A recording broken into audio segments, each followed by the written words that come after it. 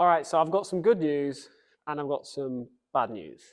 The good news is I now have a base map on the Civic so I can drive it about. The bad news is I've got a coolant leak. So on the K24 head, you've got sort of your ports for your intake, and then this end port here on the intake manifold has got coolant that runs through it.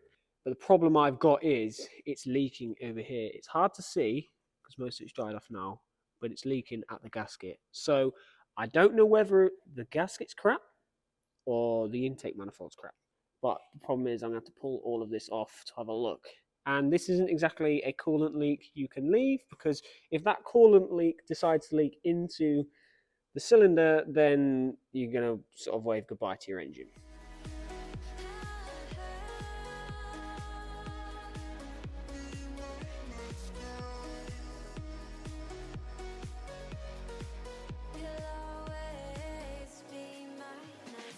I'm pretty sure I know what the problem is. Now, those two ports there, those two holes, they're the bits that have coolant coming through into the intake manifold.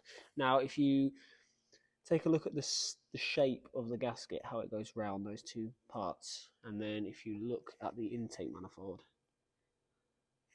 it's a different shape. So what I think's happening, because that's a different shape to the gasket, round where they've got that nice little bead round the edge that seals it really well, the shape of the intake manifold goes past that, and then because of that allows fluid to leak out. So that is my guess. I'm pretty sure that's why, because those beads are very important. Now, for anyone wondering why it would be such a problem for water to go into the cylinder, so in the cylinder you've got the air and you've got the piston coming up. Now air squashes, which is what it's designed to do in the cylinder, and mix the fuel together. Now with fluids, water, they don't squash. So you've got this piston coming up to potentially squash air that's no longer there, and the fluid won't squash. So you put immense pressure on sort of the pistons, the bearings, and if the valves are slightly open, it can bend things and basically seize the engine, hydrolock it, and it can be disastrous. It can completely destroy the engine. Now, do I try and find a gasket that's got the same pattern as that, and then put that back on, which I'm going to have a look for now, or the other idea is maybe put some seal around it, both sides, so it seals itself with some sort of engine gasket sealer, but I'd rather have a proper fitted gasket. All right, so I've done a bit of Googling and I've spoke to Luke, and what we think is the reason why it's wrong. This intake manifold, we think, is for a Honda Civic FN2, and the head is slightly different on them, and the ports, the coolant ports, are different. So I actually think this intake manifold is for an FN2, not a K24. So technically that's wrong. I mean, they all still bolt up for the K series, so that's not the issue. So I'm going to try and put like a bit of sealer on it and see if that works. If not, I might actually weld up the head or change a different head. I don't know. But what I'm going to do is try a bit of sealer first, because I've got some and it's free to just try. So I'm going to put some on, put it all back together, and then start it up and see if it leaks. So that's my job of the sealer. It looks absolutely awful.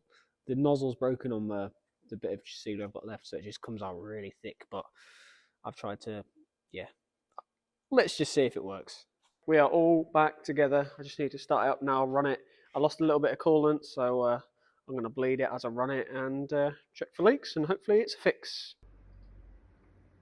Okay, so I've had the car running for about half an hour now. The coolant is all bled up, and as far as I can see, there are no leaks. So it's all looking good so far. I'm going to run it for a bit longer and see what happens. All right, so I think that's fixed, touch wood. What I'm going to do is I'm going to run it up a few times just to make sure, and then I'll probably put a bit of cardboard underneath it or something like that, just to see if we get any drips. But I think that's cured it. I think it was only just leaking to begin with, so the fact that plenty of sealer around it should have fixed it. So all I need left to do on this is for Luke to finish the exhaust. I need to get a coolant catch can. But the next video you guys see on the EG will be on the dyno, and we'll see how much power this thing will make.